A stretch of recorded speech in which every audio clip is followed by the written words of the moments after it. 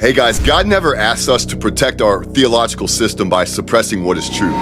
If something has to be ignored for your framework to survive, then you're not standing in truth. Scripture does not warn us about a lack of information. It warns us about what we do when truth confronts us, when it presses, when it exposes, and when it costs us something. In John chapter 3, Jesus says that men avoid the light because their deeds are exposed. Not because light is unclear, but because it reveals. Matthew Henry wrote that men will not come to the light because they would not have their deeds reproved. So the question is not, do you see it, but will you come to it? In the epistle to the Romans in chapter 1, verse 18, we read that men suppress the truth, not lacking it, holding it down. Truth is not absent, it's resisted.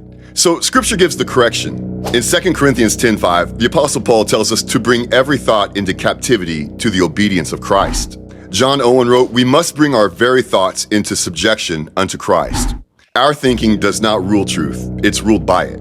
So if we don't suppress truth, then what do we align with? Scripture tells us that we align with what is true, not what is useful or convenient. That's 1 Thessalonians 5:21. We align with what is revealed, not what is assumed. Acts 17:11. We align with what accords with sound doctrine, not what fits the moment. Titus 2:1. We align with what is brought under Christ, not what we prefer to keep. 2 Corinthians 10:5. And we don't just accept truth, we're called to love it. 2 Thessalonians 2:10.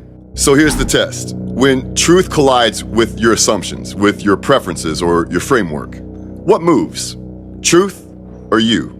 God is not a man that he should lie. He does not adjust truth to preserve a structure. So if our framework requires us to ignore, distort, or suppress what is true, it's not truth that needs adjusting, my friends. It's our theology.